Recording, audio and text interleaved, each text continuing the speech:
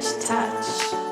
De retour sur le plateau de Contre-champ, je suis avec Pascal Moron. Vous êtes président exécutif de la Fédération de la haute couture et de la mode. Merci d'être passage sur ce plateau. Avec plaisir. Comment ça va?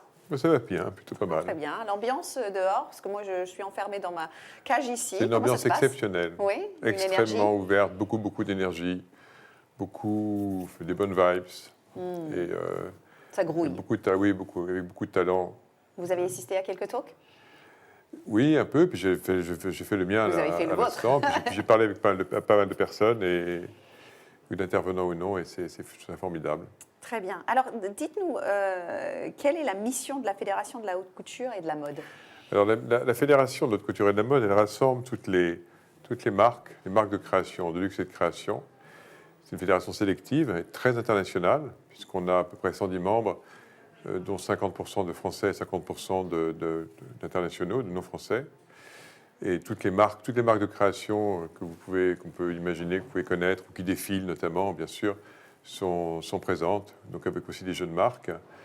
Alors, sachant qu'on a en fait deux activités, on a une activité de fédération professionnelle classique, qui apporte des services à ses membres dans le domaine social, dans le domaine juridique, dans bien d'autres domaines, dans la mise en place d'outils d'éco-conception, et évidemment tout ce qui relève de la représentation professionnelle pour porter haut et fort la voix de la création. Peut-être une précision, quand je parle des marques de création, c'est toutes les marques qui sont pilotées par un binôme, donc un manager, un directeur artistique, un créateur et un droit manager, etc. Et puis notre deuxième activité, c'est d'être en quelque sorte une agence événementielle, c'est nous qui coordonnons, qui organisons la Fashion Week, la Paris Fashion Week, la semaine de la haute couture. Très bien, on va en parler dans un instant. Quel regard portez-vous sur l'évolution de la filière ces dernières années? Les choses bougent extrêmement vite et à tous égards. Il y a une mutation des marchés. La digitalisation s'est énormément accélérée et la crise sanitaire a vivement accéléré. Ce qui se serait passé en 6 mois, en 6 ans, c'est passé en 6 mois. Ce qui serait passé en 10 ans, c'est passé en 1 an. Donc ça, c'est allé très très vite. Et à tous égards, et ça vaut aussi bien pour la commercialisation que pour la communication, que pour la création, et jusqu'au prototypage virtuel par exemple, en passant par toutes les activités de coordination, les systèmes d'information, etc. Ça va très très vite, avec un niveau, moi je connais un certain nombre de secteurs de l'économie, avec un niveau de compétence, on peut dire élevé globalement, notamment dans les marques de luxe et de création, surtout quand elles ont moyen de le faire. Mais quand elles sont plus jeunes, il y a une agilité également. Et avec aussi une évolution des marchés, c'est assez incontestable, parce que ce sont dans notre cas, donc à nous, des marques qui exportent à 90%.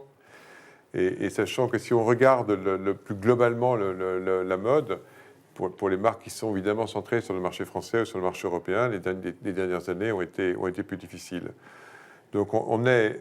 Mais ce qui n'est pas notre cas à nous, mais si on veut avoir une vision holistique de l'ensemble. Mais en tout cas, une vive digitalisation et puis une accélération de l'impératif et de la mise en œuvre d'outils relatifs aux aspects environnementaux et à la responsabilité économique et environnementale et sociale. Ça va très très vite. Ça aussi, en tant que fédération, vous aidez vos partenaires, vos maisons à réfléchir à des nouvelles... Oui, on les aide à réfléchir et à agir. On a mis en place des outils. Quel type d'outils, par exemple? Des outils d'éco-conception. D'une part, sur la chaîne de valeur industrielle, donc, qui vont pour ce qui concerne les collections, donc plus spécifiquement, pas les produits, mais les collections pour X raisons, ça m'aiderait dans des aspects très techniques. Donc, ils vont de la conception jusqu'à la distribution et même jusqu'ensuite, jusqu'à l'usage du produit. Et puis, on l'a fait également pour la chaîne de valeur événementielle. C'est-à-dire que quand on conçoit un défilé de mode, quand on conçoit une présentation, ça peut valoir aussi pour une exposition. Comment est-ce qu'on fait? Qu'est-ce que ça signifie le recyclage? Et comment est-ce qu'on gère la chaîne de valeur? Et le recyclage, c'est un exemple parmi d'autres. Mais en prenant à chaque fois l'impact sur les aspects carbone, sur les ressources, sur la biodiversité, sur les pollutions de toute nature, donc sur l'économie circulaire en général. Donc on fait ça. Et puis on est également très actif pour définir des référentiels, parce que le gros enjeu dans l'environnement écologique, dans l'environnement écologique, dans l'univers du développement durable, c'est d'avoir des outils de mesure et d'avoir des référentiels qui sont des référentiels objectivés. Et ça, c'est tout un travail très très technique, parce qu'il faut rentrer dans des considérations extrêmement précises sur le produit, sur les volumes, etc., sur les labels, sur le sourcing, sur les matières. Et il faut mesurer tout ça. Quels sont les blocking points aujourd'hui, les choses sur lesquelles on a vraiment besoin de s'améliorer dans votre filière? Je pense que, d'abord, pour ce qui concerne les marques de création, le sujet est différent de la mode en général, puisque les marques de création représentent des volumes qui sont plus de 1000 fois inférieurs au mass market. Mais à côté de ça, il ne s'agit pas de vilipender ou d'avoir un regard critique sur le mass market, sur la fast fashion en tant que telle, parce qu'elle permet d'habiller aussi beaucoup de personnes. Mais donc, il y a quand même un gros sujet donc, au niveau des volumes. Et pour ce type d'entreprise, mais qui ne sont pas les nôtres, mais pour ce type d'entreprise, il y a aussi des actions qui sont précisément entreprises, notamment sur la réduction des volumes, sur la gestion des stocks, sur les invendus et sur les matières, etc. Mais sur un plan plus général, il y a les enjeux de traçabilité,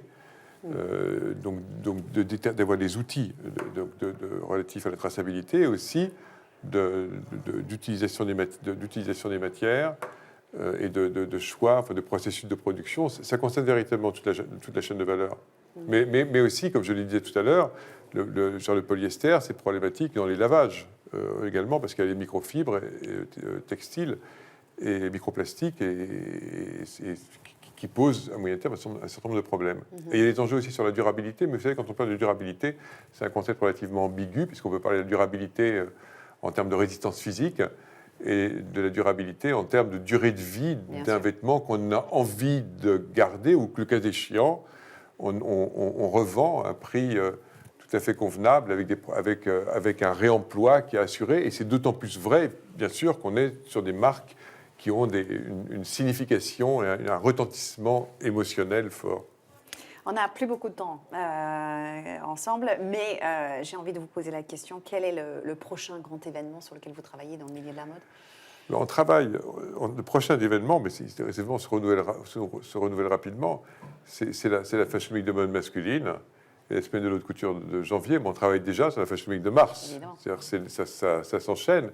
Mais ce qu'on constate, c'est que la digitalisation ne relativise pas, elle n'affecte pas le fonctionnement des Fashion Week. Nous, on a mis en place une Fashion Week online, donc on est en plein univers digital, et ça a une valeur de plus en plus de grands événements, avec une dimension de plus en plus forte et culturelle, avec un système de cercles concentriques dont le cœur, le noyau dur, est le calendrier officiel, qui fait le calendrier officiel de la Paris Fashion Week et de la semaine de l'haute couture, qui font de notre part l'objet de toutes les attentions. Bien sûr. Je suis désolée, on n'a plus beaucoup de temps, c'est frustrant. J'aimerais aller beaucoup plus loin. Merci d'être de passage avec plaisir. Sur ce merci, plateau. merci et puis, je vous laisse aller faire un tour et écouter toutes ces talks inspirants. Merci beaucoup, Pascal. Merci beaucoup, merci à vous. On va faire une courte pause et on se retrouve juste après. On va aller voir ce qui se passe sur la scène centrale, plein cadre.